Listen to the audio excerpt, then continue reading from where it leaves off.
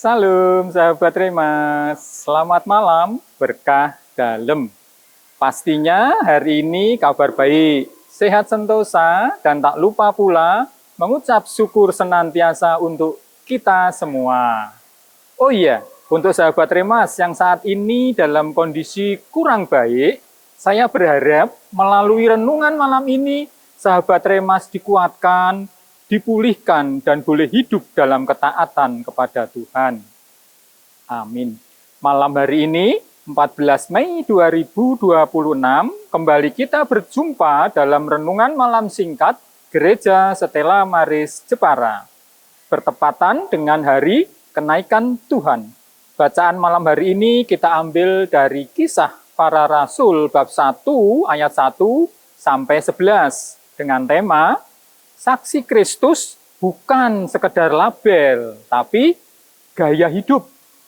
Sahabat Remas yang dikasihi Tuhan, malam ini kita akan belajar bersama-sama Kisah Para Rasul bab 1 ayat 1 sampai 11. Dalam dunia modern, label adalah segalanya. Kita membeli barang bermerek karena labelnya.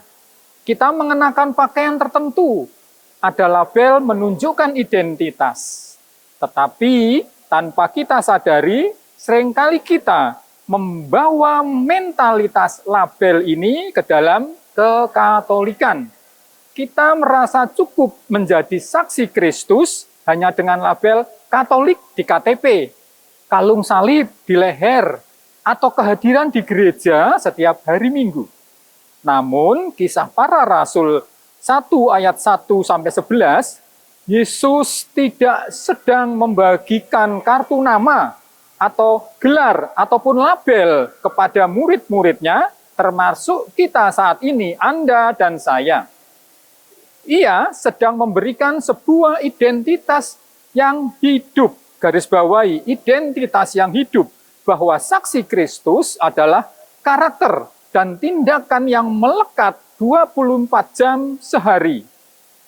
Relevan dengan bacaan pagi hari ini dalam Injil Matius 28 ayat 20. Yesus berjanji, "Aku menyertai kamu senantiasa sampai kepada akhir zaman." Penyertaan ini memberi kita kuasa untuk menghidupi iman, bukan sekedar memamerkan.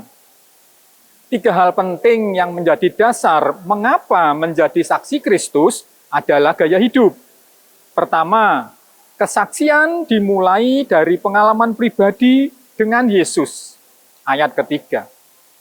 Saksi yang baik adalah saksi yang melihat, mendengar, dan mengalami langsung kebaikan Tuhan. Seperti halnya murid Yesus waktu itu. Bersaksi karena mereka telah melihat Yesus bangkit. Sedangkan bagi kita saat ini yang juga muridnya, dipanggil bersaksi tentang bagaimana Yesus telah mengubah hidup kita, mengampuni, dan memberi pengharapan. Meninggalkan kebiasaan lama yang buruk dan hidup dalam kasih. Kejujuran dan damai sejahtera menjadikan Anda dan saya khotbah berjalan bagi orang di sekitar. Kedua, kuasa Roh Kudus adalah sumber gaya hidup, ayat 8. Yesus tahu bahwa menjadi saksi di tengah dunia yang tidak mengenal Allah adalah hal yang mustahil jika kita hanya mengandalkan kekuatan diri sendiri. Oleh karena itu, ia berjanji mencurahkan Roh Kudus. Saksi Kristus bukan sekedar fasih berbicara, melainkan mereka yang hidupnya dikuasai dan diarahkan oleh Roh Kudus. Hidup dalam ketaatan, kejujuran di tempat kerja, kasih di tengah keluarga, dan kesabaran saat menghadapi kesulitan. Itu adalah bukti karya Roh Kudus dalam diri kita. Itu adalah kesaksian yang lebih baik, lebih nyaring daripada kata-kata. Yang ketiga, gaya hidup yang berdampak dari Yerusalem sampai ke ujung bumi. Ayat ke-8. Yesus berkata, saksi dimulai dari Yerusalem, maksudnya lingkaran terdekat. Gaya hidup seorang saksi diuji di rumah, di kantor, di pasar, di sekolah, bahkan di dalam komunitas pertemanan sehari-hari. Jika label Katolik tapi gaya hidup kita tidak mencerminkan kasih dan integritas di lingkungan terdekat, maka label itu kehilangan maknanya. Permenungan buat kita saat ini, jadikanlah hidup kita, sikap, perkataan, dan perbuatan adalah surat terbuka yang dapat dibaca oleh banyak orang. Sebuah kesaksian yang hidup bahwa Yesus Kristus adalah Tuhan dan Juru Selamat. Saksi Kristus adalah gaya hidup yang tidak kenal lelah memancarkan kasih-Nya, mampu menerjemahkan iman menjadi aksi yang bisa dilihat dan dirasakan oleh orang lain. Seperti yang tertulis dalam 2 Korintus 3 ayat 2-3. Demikianlah bunyinya. Kamu adalah surat pujian kami yang tertulis dalam hati kami dan yang dikenal dan yang dapat dibaca oleh semua orang.